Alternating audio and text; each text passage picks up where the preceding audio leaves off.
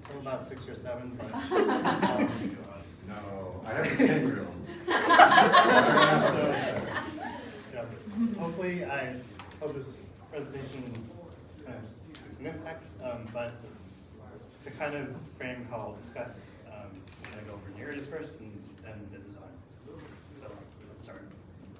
Traditionally, history is viewed through a series of canonical defining events. With respect to San Luis Obispo, we may think of these events to be the arrival of Spanish missionaries, the transition of control of San Luis Obispo from Mexico to the United States, and the founding of Cal Poly. This interpretation of history is inherently flawed and enables hierarchy. It enables a system where a ruling group can impose itself upon history and ignore the masses of people it imposes itself upon. Recently, we've taken a new approach. We've begun to understand the history of San Luis Obispo as sort of an intersection of peoples brought together to form the community we know today, through displacement, colonialism, religious pilgrimage, and other historical operations.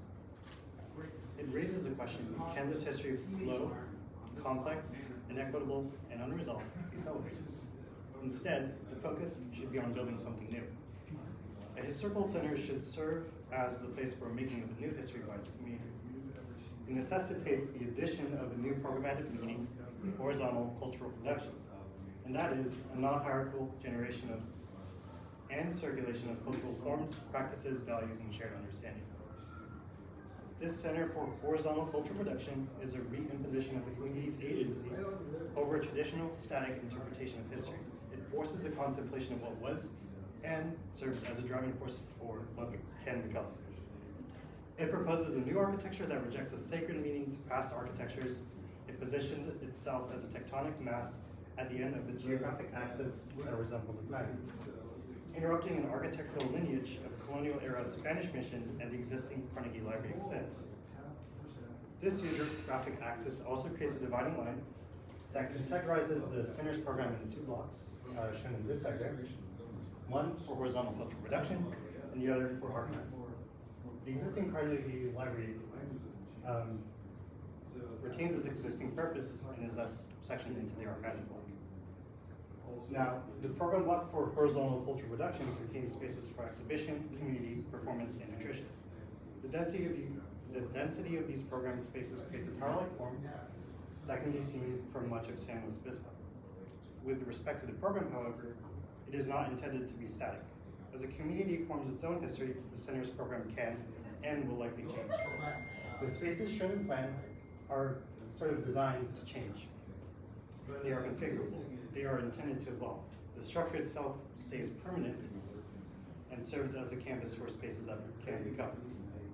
Now, in sort of reference to design process and tectonics, tectonics played a large role in the design process, largely in section.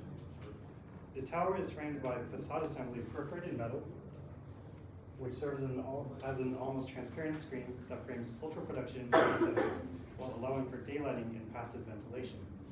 As you can see here in section, it is relatively open, it's ambiguous. There's partitions that sort of fold, change, and be configurable as a community faces new history and sort of creates its own spaces as a result.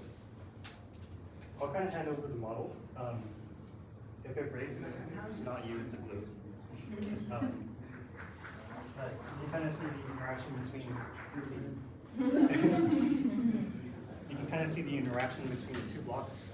This archival block here, which kind of feeds into this horizontal cultural block, and sort of the monotony of this large towering form that can be seen in this large.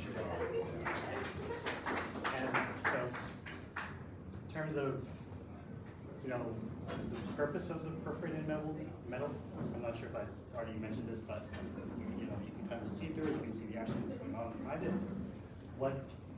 It's almost as if people sort of walk through this geographic timeline sequentially. Like, they'll start at the Mission Plaza here. I'm not sure if you're familiar with where it is downtown, but they'll kind of start here, they'll come down here, experience the Mission Church, and then come down and experience kind of Carnegie and archival block here. And they're sort of attracted to this new programmatic meaning, horizontal culture. So, yeah, I mean, so this project is a space for making a new history. It's a space for taking ownership over what was and sort of past hierarchical version of history. So, yeah, I'll kind of open it up now to discussion and yeah. Could you imagine like an example of what a horizontal history production looks like or produces? Yeah, so in kind of thinking about it, it's almost like studio culture. You're kind of coming into this shared space, you're with your peers and you're kind of bouncing ideas off each other, you're producing something entirely new. You're taking precedence, you're taking aspects of what was and what didn't work and just kind of incorporating it into what you're producing. And you kind of come out of it with something new, you come out of it with new knowledge, you come out of it with sort of a culture that you define, a history for yourself. So we can apply that logic to the forming of new cultures and how people come together. So like you could come together, create like an annual tickle party or something, but it's sort of this space for creating. So could I, this is going too far. Yeah. Could we like look at the program inside the floor plan and see how you facilitate? How I facilitate? Yeah. Yeah. So let's say this configuration is something that right out of new construction, it's 2025. Yeah. At the top here, I think it's there. There's a roof garden that kind of feeds into this large open space. It's what I call a stair court. And that's kind of a space where people can kind of view overhead mountains. You can create dances, perform, etc. Create that baseline for maybe creating a performance or ritual. And it almost kind of violates what I said earlier about the program being ambiguous, but it's also maybe creating spaces that are suggested through different moments that can change. So that was kind of like word salad, but this is like a roof garden. People can plant. They can, kind of get like berries or cherries. Yeah, create some new plants. And here there's kind of like a tree frame, so they can kind of do what they want with it. Savvy or berries and cherries. Berries and cherries. Interior spaces here that are open. They can do like yoga, dance, make balloons. And it's sort of that ambiguity that's sort of the beauty in the ambiguity. That's also kind of suggested, but move forward,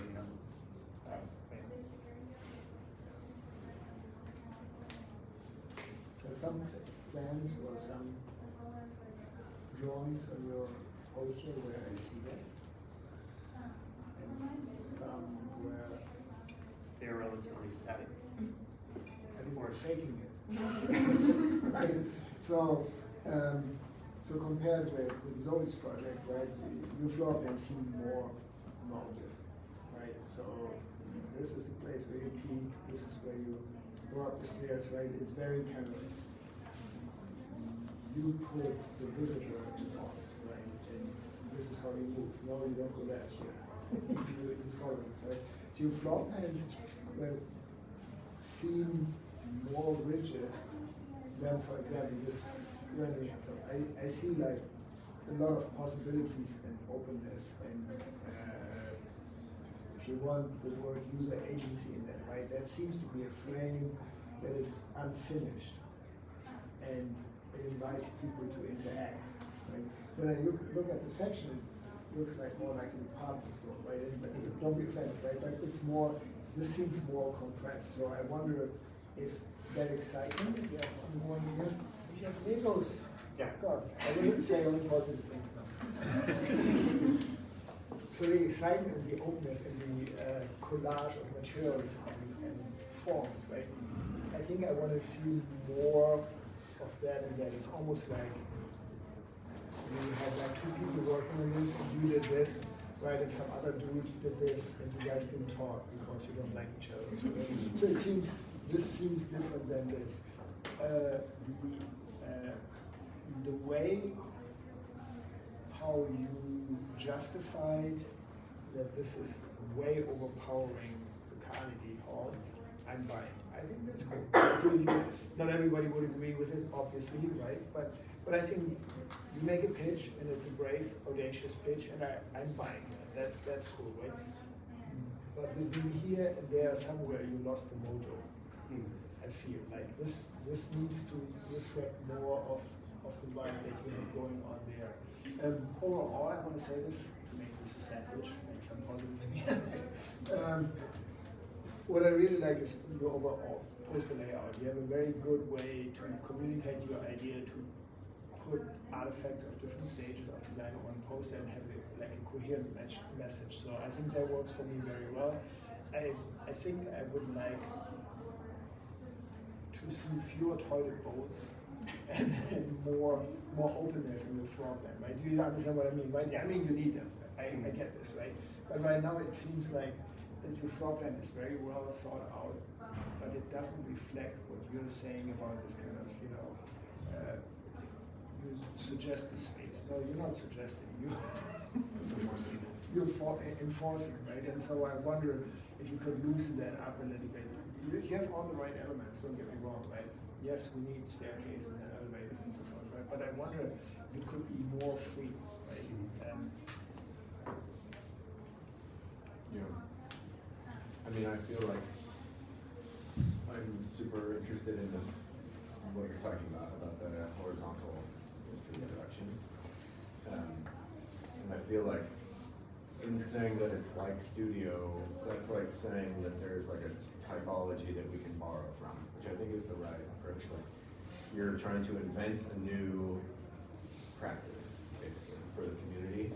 This is difficult work. Like, how do we invent this new practice? How do we find it?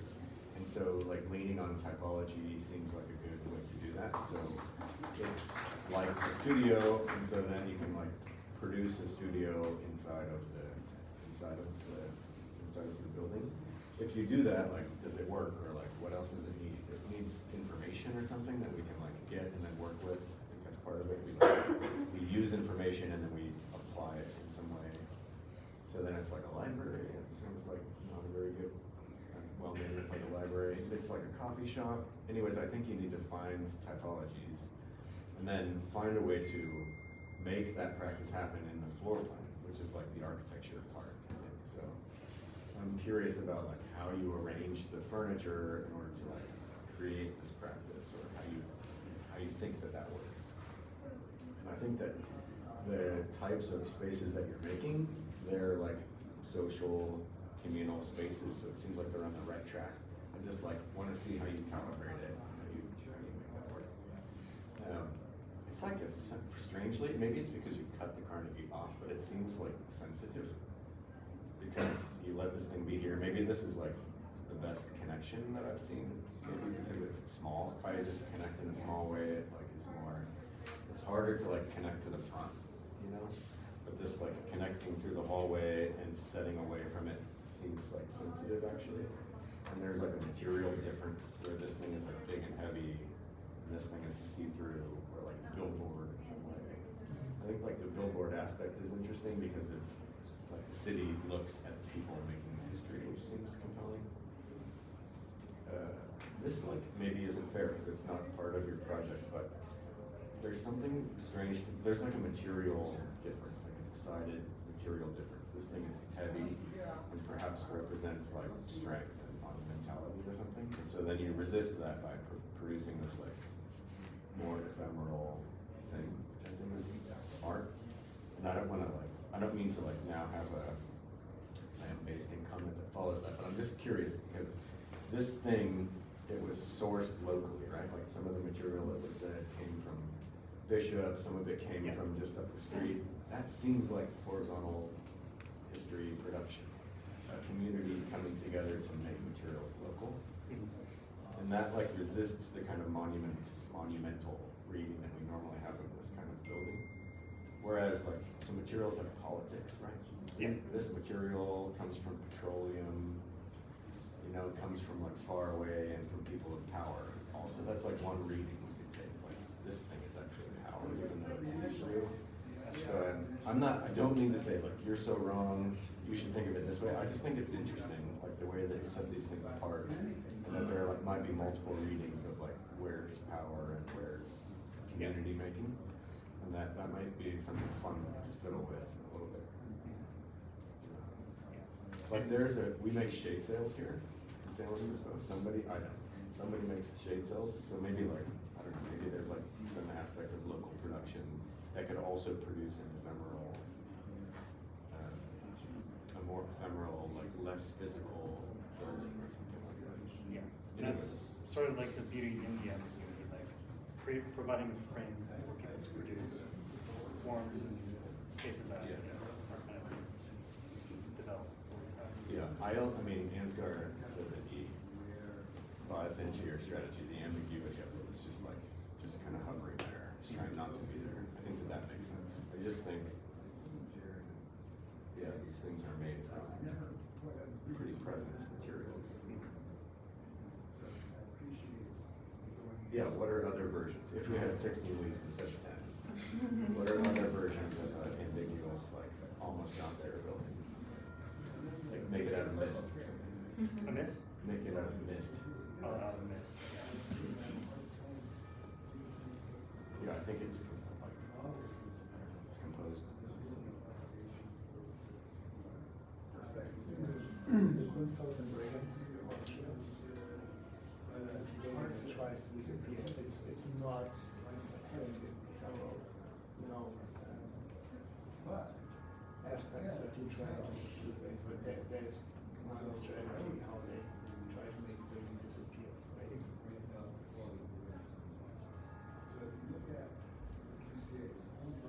Yeah, I think that's a great and long conversation. How to make a building disappear. So it's a super exciting idea that you can keep fiddling. Horizontally, culturally producing. Yeah. Illegal. Yeah, I think I heard a bell. Thanks a lot, Jeff.